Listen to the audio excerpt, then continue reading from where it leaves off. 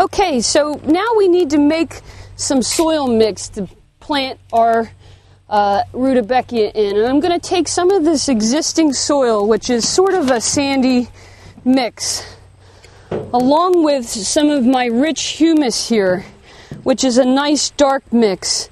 We need to add this to help retain moisture and to put some organic matter in there.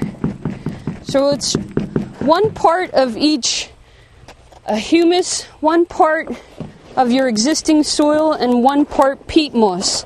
This is the nice peat moss that is a little bit more lightweight and will help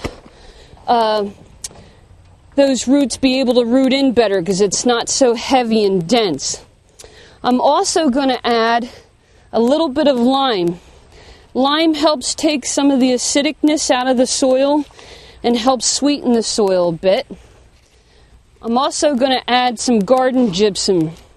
I like gypsum in all my mixes because it helps loosen up any kind of clay soil that might be in the bottom of my hole.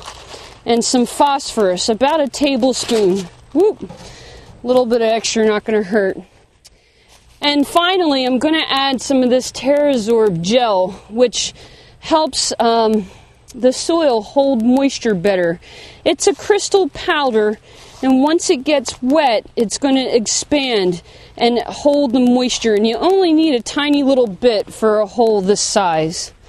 So once that gets in there, I'm going to combine it all together and really mix it well. I'm going to get out any lumps that might be in there, and I'm going to stir it up as best as I can so that it's all evenly combined, hence it being mixed.